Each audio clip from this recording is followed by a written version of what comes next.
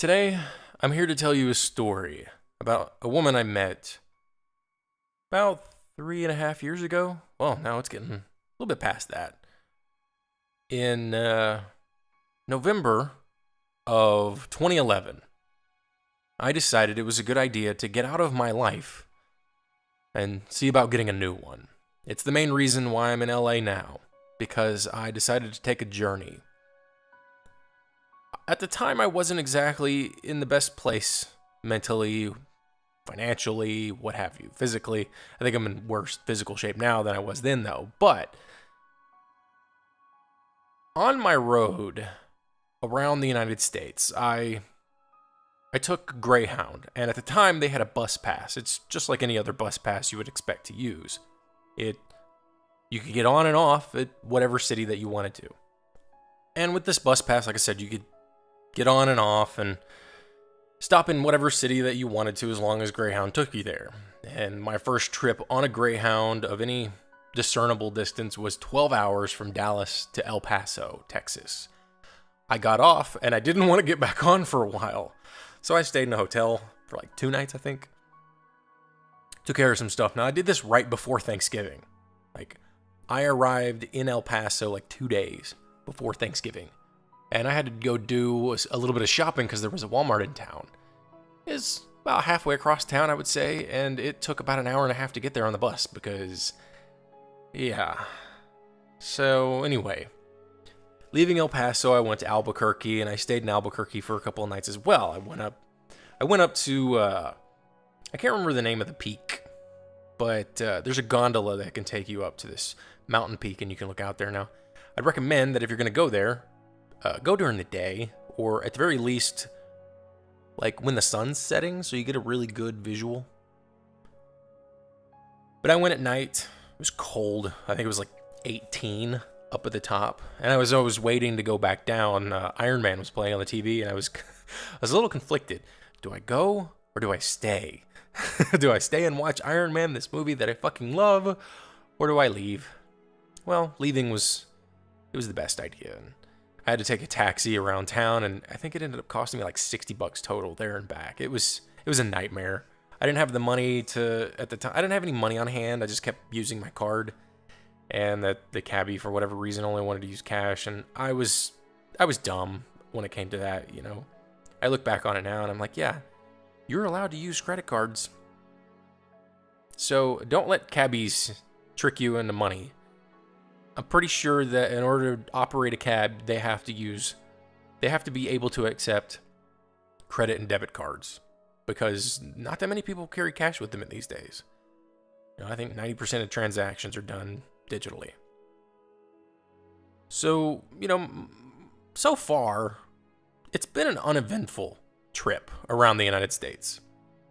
And in many ways, it's been more than stressful. The whole time was really stressful. I was stressing out about money the whole time and trying to figure out what to do with myself and not knowing what to do.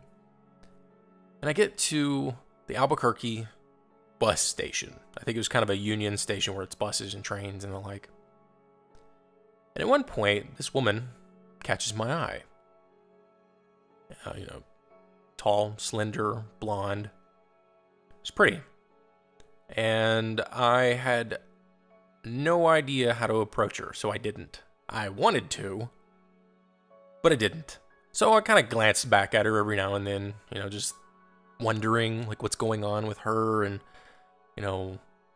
where is she going, etc. And I find out she's getting on the same exact bus as me, and now my heart's racing and I'm more excited, more scared, and really, here's the funny thing.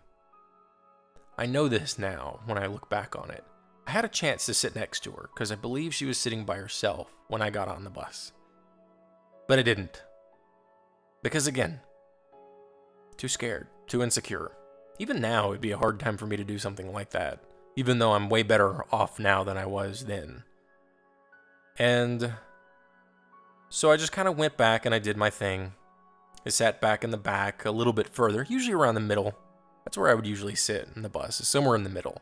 I found that I had a better chance of not having a bus partner because, nobody wants to have to sit next to a stranger. And so it's typically just a better idea to sit by yourself if you can, especially if, you might be falling asleep. Now, we were headed toward Flagstaff, Arizona. And I had initially had, the plan of going to the Grand Canyon, but I didn't plan far enough ahead. And so, on our way there, I had basically decided not to go. I was going to stop in Flagstaff because we had to have a layover there. And I was going to go head over to Vegas instead. Spend a little bit of time there, do whatever. Probably not get laid because, again, I'd only been on the road for a couple of days at this point. There was no way that this had changed me entirely. But come find out that there's a guy who was sitting next to her. And I could hear him talking. And I could hear him relatively well overall what the conversation was about. And I could, he's pretty outlandish. I think he was talking about religiousness at some point, and she seemed fascinated. At the time, I was a little taken aback. I was like, I don't know if I like this anymore. Because, again, at the time, I was a little into myself when it came to a lot of things. And one of those things was being somewhat of a staunch atheist without being too vocal about it. I would judge people negatively, sadly. So I was just kind of listening and paying attention on and off, and it kind of became just sort of this thing in the background. And I noticed that she seemed a little bit more dismissive about certain ideas, or at the very least, just not on board. It didn't seem like it was one of those things where she was like, yeah, this is my bag, this is my game that I'm gonna play. And instead, it seemed almost, knowing her now, respectful. She listened to him. She talked to him. She let him talk. She let him tell his story. And I think that's more important than anything else, really. And she also was on a phone call at one point. She was speaking French. So that was obviously an additional, oh, hey, this is kind of cool. This is a turn on. Because, seriously, I don't know what it is about foreign people. I like foreign people. I like foreign accents. I like foreign languages. I wish I could speak a foreign language. I probably could if I put my mind to it. And, the trip kind of sort of ends and we land in Flagstaff. And I'm just sitting here contemplating what I'm going to do with myself. This event that has never occurred is now over. This relationship, if you will. But something happened. She got up and she started to leave. And I couldn't have that. Something in my brain said, no, it can't end here. At the very least, something must be said. And so, despite every ounce of social anxiety and lack of confidence I had in myself and typically have overall, I basically said, what, you're just going to leave us here? That was the first thing I said to her. And it hasn't been the last. That actually sparked everything, which was cool.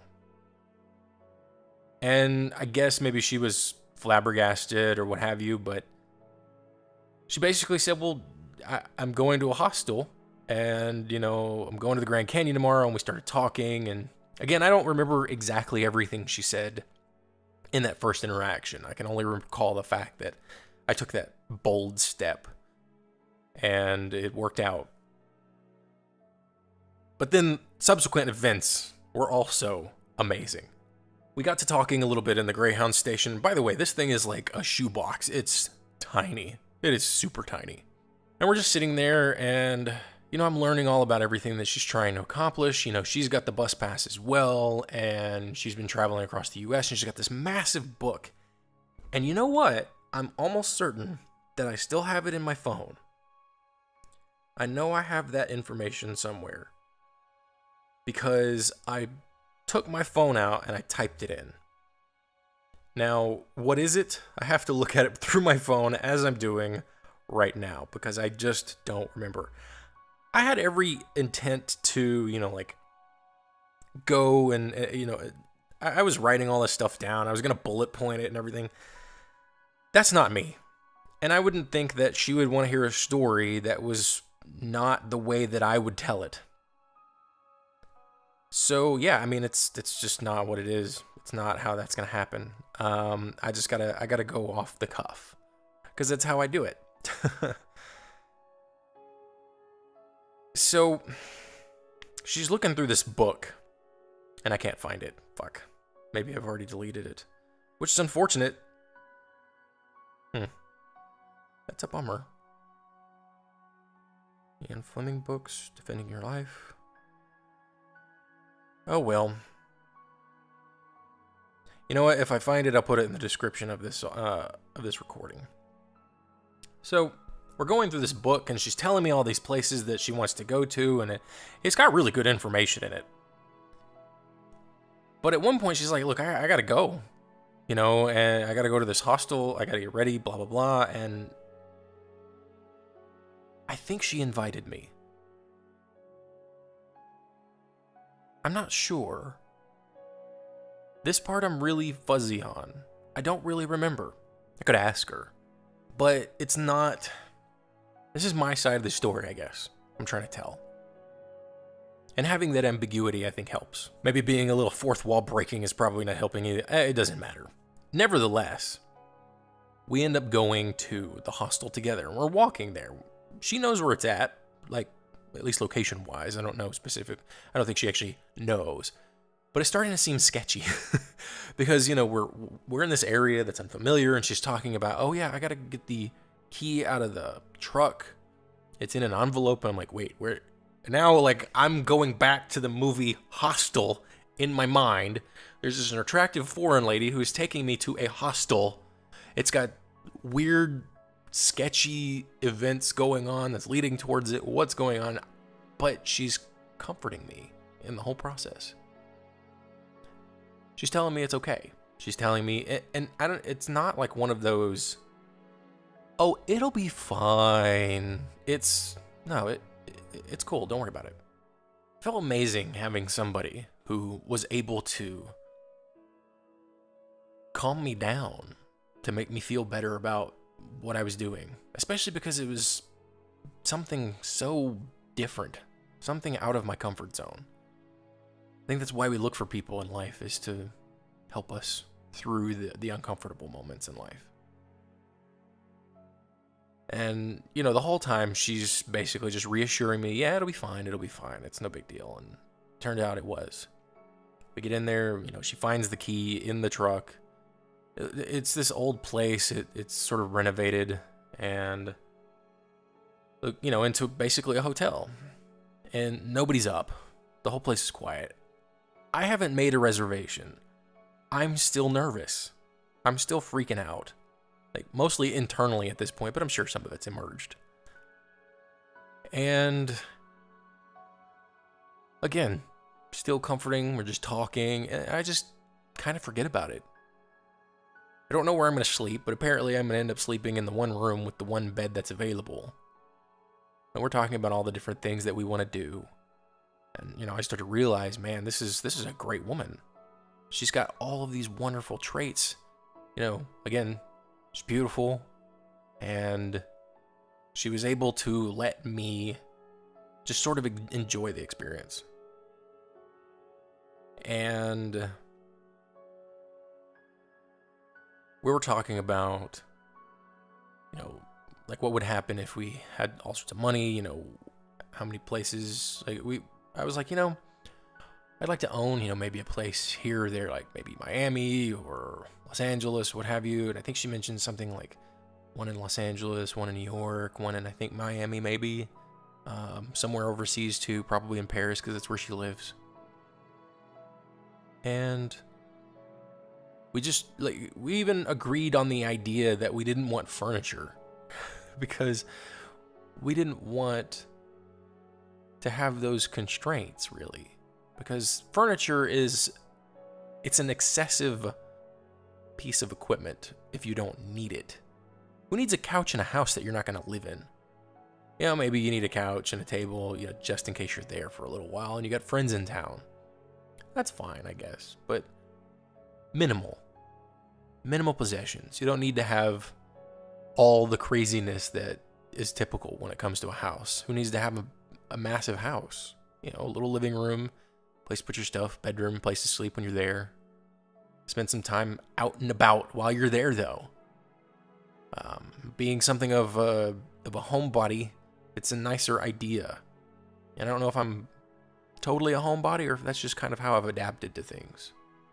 But it got to the point where she was talking about the Grand Canyon, and I joined in on like the adventure. I was like, well, I wanted to go. I wasn't gonna go, but now you've changed my mind, and I want to go, and I want to go with you. So we booked our transportation to the Grand Canyon for the next day, which is like $50, I think, from where we were at per person. Not to mention, we booked a hotel for Vegas. It's like, okay, well, we're going to be leaving on this day. We got to go then, blah, blah, blah. So let's book it on this day, etc., etc. We'll get there at around this time, blah, blah, blah, blah, blah. And, you know, I was a little excited and a little scared. I'm like, I'm going to be spending, you know, the guy in me that wants everything is telling me, dude, you might get lucky. And what a woman to get lucky with. The other time is like, dude, this is going to be weird. You're going to be sleeping in the same room with a woman that you've never really known, but yet you've surprisingly connected with her so well. This is strange. This is an entirely different experience that I've never had in my life. I don't think I've ever had this experience since then. I mean, granted, typically most of our experiences are never repeated because we've learned. But, you know, everything's booked. We've talked for hours at this point. We need to get up in like 4 hours. I'm still nervous. I go and get my stuff, and we go into the room, and the room is all girls. See, when it comes to hostels, it's usually all girl rooms, all guy rooms. Sometimes there's mixes, depending on where you're at. And I didn't really get much sleep. Not a whole lot. Mostly freaking out about what's going to happen in the morning, paying for this, that, or the other. Are they going to call the cops on me? You know, am I going to get into some weird... I don't know what's going on through my head. All I know is I can't really sleep right. We get up later, take a shower, get ready. Try to be as incognito as possible while these other girls are sleeping. Supposedly they found out, but they weren't sure that there was a guy, which I guess is the best outcome there. You know, if there could be a negative outcome, that was the best one. And so we head off to find our bus. And I think we were late or close to it. We got on and we had fun. We talked a while, and I think it took about an hour, maybe an hour and a half to get to the Grand Canyon from Flagstaff via that route. And it's pretty much a straight shot, too. You know, talking to people on the bus and everything, and then we get back, and, you know, we're not back. We get to the Grand Canyon. And this is when I realized how amazing she really is when we were there. We walked down into the Grand Canyon. We didn't take donkeys like that are available. And walking down was pretty easy, as one might think it should be. But when coming back up, holy hell, was that a trip. It was an exercise that I had never done. And it got to the point where about every 5 or 10 minutes, I had to stop and breathe. I was so out of shape. And this girl, she's just climbing up it like she does it every fucking day. You know, and still seems to be patient with this lazy ass American. And yet, you know, the whole time, she still seems to, she's enjoying herself. She's dancing around crazy. I used to have a bunch of vlogs that I was recording at the time, and I ended up deleting them all off of my old YouTube page. I still have the page. I just don't upload anything to it right now because I've got a couple of copyright strikes, but that's neither here nor there. And, just the energy that she exhibited was exhilarating. And she's like my age. The type of energy she would exude it was something that you would anticipate from like a 20-year-old. And she made me want to be that way. Again, I still was kind of in a weird mental place, and so it wasn't really that thing yet. And I still kind of am. I'm coming out of it now, and it's going to take a while before the metamorphosis is complete. But, yeah, we had a blast at the Grand Canyon. I got to really see, like, the great positive qualities that she possessed. We head back, and then we basically hop right onto the bus to Vegas. We get our stuff out of the hostel. We head back to the Greyhound station. We wait till our bus to get to Vegas, and we head to Vegas. And the funny thing is I made a dumbass mistake on that bus ride. And I wanted her to sit behind me. But I think she wanted to sit either across the aisle or in the same... I don't remember. No, I think it was... We were in a position where we couldn't really sit immediately next to each other. I don't remember. I basically wanted her to sit behind me for some damn reason. And not next to me. Which I don't know why. I mean, seriously. Can you think of why somebody would want that? I think her plan was originally to sit across from, like, the aisle from each other. Which sounds like a much better idea. But for whatever reason, I was like, go ahead and sit behind me. We can be closer. That didn't work out, because then, she had people sitting next to her, and she was talking to them, and, and then I didn't talk to her much, which kind of sucked, because I still wanted to talk to her. Like, throughout this entire time that I was with her, I still wanted to continue, like, just being around her, being with her. And, in a way, just made it all the more desirable to continue having more time with her. We get to Vegas, finally. It's like 9 a.m. We barely had any real sleep. We arrive too early, in fact. But the hotel still lets us in, and we were just like, screw it. I think we had taken showers and then crashed. Or maybe it was we went to sleep. And then we took our showers and we got up and got ready. And this is when I made the biggest mistake of the whole situation. Now, I call it a mistake because at the time it didn't feel like one. To sort of set this in motion, though, we kind of walked around town a little bit before we did anything later that night. So I guess we did take showers before bed. Because we got up, we kind of explored, and we went to this place called Tix for Tonight. It gives you tickets for that night, but it's at a reduced price. But you're also limited to what is available at the time. We wanted to go to Cirque du Soleil for Zumanity, but that wasn't available. It was like grayed out or blacked out for that day. But instead we went to Le Rêve. Now, fast forward later that night, we're getting ready. And, me, I'm pretty much ready immediately because I ain't got nothing carried with me. But she's got like a whole ensemble that she's managed to be able to create. She comes out and she's looking gorgeous. And I had to try to steal a kiss, so I attempted to. And it didn't work out at all. It did not work out. She kindly berated me for it. And then, we were a little late. Just a little frustrated with that. But we still went. And we enjoyed ourselves, and she was recording, and she got in trouble for it. Twice, I believe. And I was like, don't do that. And, the performance was amazing, by the way. I believe they're still running it, and it's a gorgeous show. Made me cry. It was awesome. And I got to be in good company when I went, despite her own mistake in that regard. We both made stupid decisions that night. Both a bit embarrassing, although, it doesn't matter. There's no severity of embarrassment. We're all embarrassed one way or another. And, then we walked around and, we spent some time at the craps table and we lost a little bit of money and got a little bit of money. And, I had I don't know if it was this night, if it was the next night, but I found myself with a Jägermeister type slurp. No, it's Jägermeister, but it was like a Slurpee. And it was amazing. This cold drink that had liquor in it. And, she told me that she doesn't drink.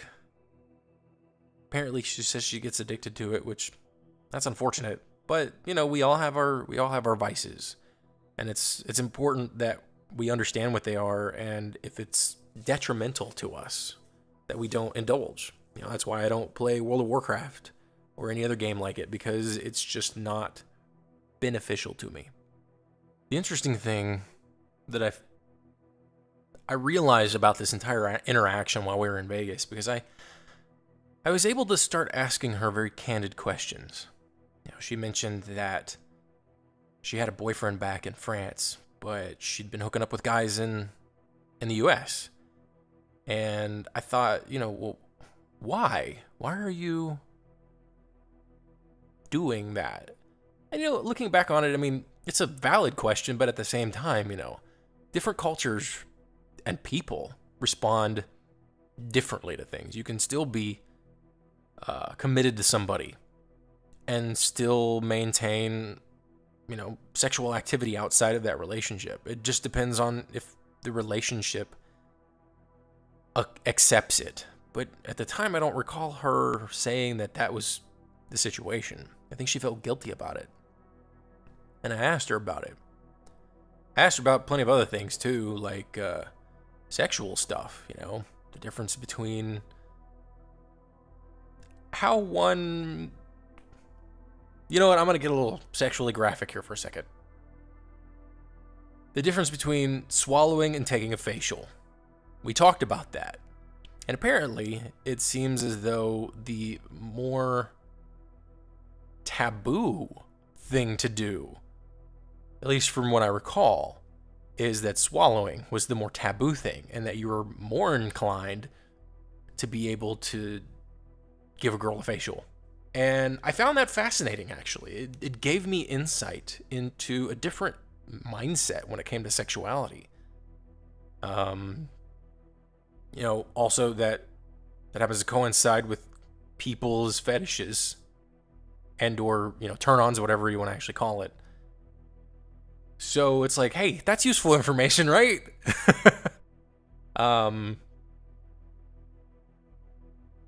I was really shocked about like the questions that I could ask and talk about with her. I even got to... I was even willing to be vulnerable to her. After we lost money over at the roulette table, I kind of had this idea to the way I wanted to play it, but we didn't have the money to do it that way, so we just kind of said, fuck it, just play it this way. And I was like, look, there's one thing we got to do, and that's keep our winnings. And we ended up having like a quick little conversation at, I think it was sort of a bar in our main hotel. I think we were drinking coffee. I'm not sure.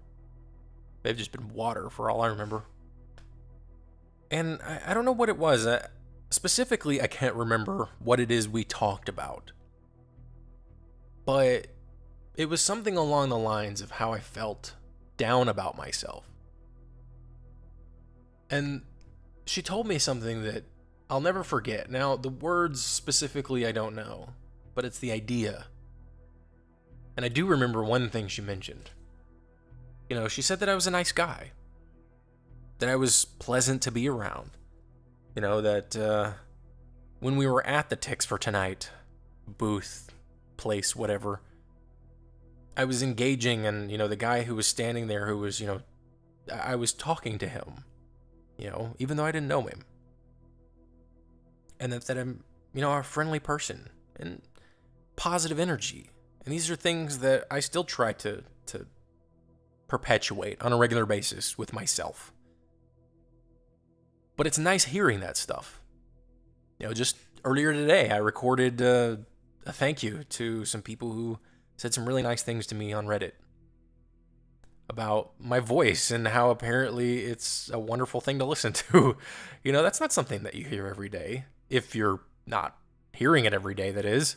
If you are hearing it every day, then, I guess over time it kind of goes into the background. But, this beautiful woman who I appreciate being around is telling me that there's good in me.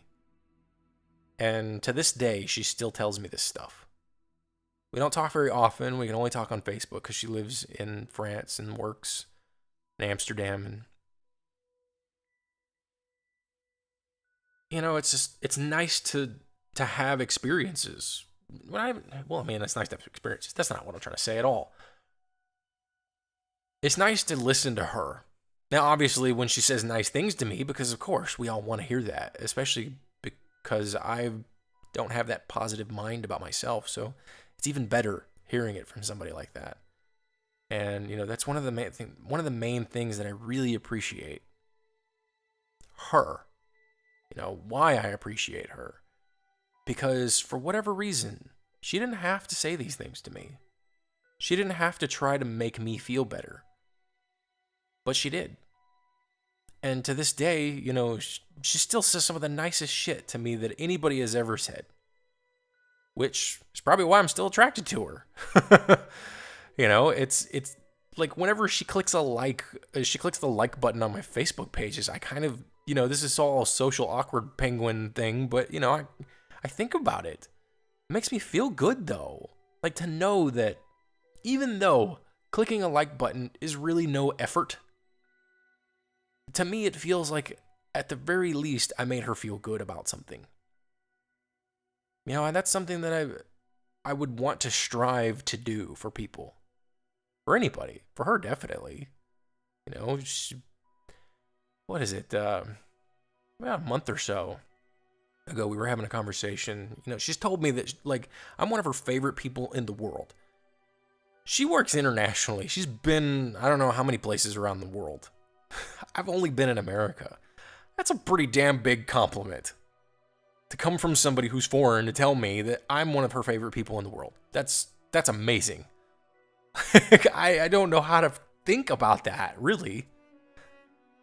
And she even sent me the video saying that, this is basically what our relationship or what our friendship is. And it's that song, Sunshine of My Life. I'm like, am I overreading this? Because this sounds like a really romantic song. This sounds like love. This doesn't sound like you're just my friend. Again, I could be reading into it far too more than there should be. I don't know. I really don't know. I know I love her. In what way? I'm not sure. I would have to be able to pursue something further than what there currently is. And I guess there's some love for me too, which, again, that's a strange thing for me. So it could be a form of love that isn't romantic.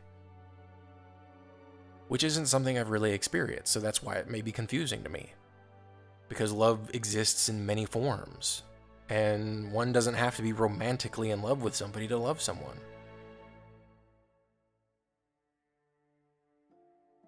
Doesn't really matter, I guess. Just kind of go with it. Go with the flow. And coming back from Vegas, we went to LA, and that's basically when we split up. But here's the funny thing. This is what's crazy. I was off on my own in Hollywood, and I walked past this scene for Gangster Squad while they were filming. I just kind of stood there, and I was vlogging at the time, and still felt really awkward about doing it in front of a lot of people. And, later that night, I was just kind of wandering around, and I ran into her on Hollywood Boulevard. And we started talking, and, this was we had arrived the night before. We went on one of those, Starline tours, which, by the way, just don't take those things. I live in LA now. Don't take the Starline tour. If you want to go spend time in LA, figure out the places that you want to go, which is hard to want to do. I didn't know where I wanted to go. But do a little bit of research before you come to LA if you want to do anything. And then if you know somebody there, take them along with you. Now, if you don't know anything at all, I guess that's fine. It's a good idea that you go to a hostel and go with people and say, hey, let's do this, whatever. Get extra ideas from other people who definitely know that they want to be exploring the region. Go to Griffith Park. Go to the La Brea Tar Pits if you want to. Don't go to only the places that you think are LA, though. Like, LACMA is okay, but you can always go there if you want to. I mean, if you're here for a brief period of time, whatever. Back to the story. Let's not talk so much about LA. My buddy, he lives out in West Hollywood. I haven't talked to him in a while. I need to send him an email. He and I were talking about her.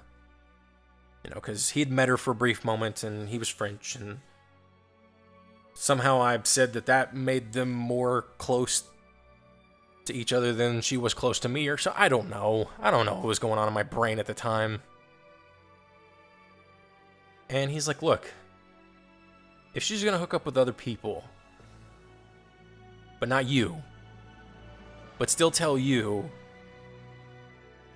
that, she feels guilty for being in a relationship or whatever, that's just fucked up. You need to just not care about her. And I wanted to listen to him. But I couldn't. Like, despite all the wisdom and all of the very smart things he has told me, I didn't want to listen. I still don't want to. I would still...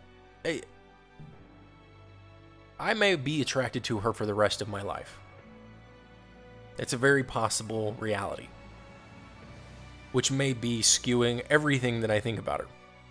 But at the very least, this is a friendship that under no circumstances would I ever want to lose. Because why would you ever want to get rid of an amazing person? You may not be able to have the exact relationship that you think you want with them.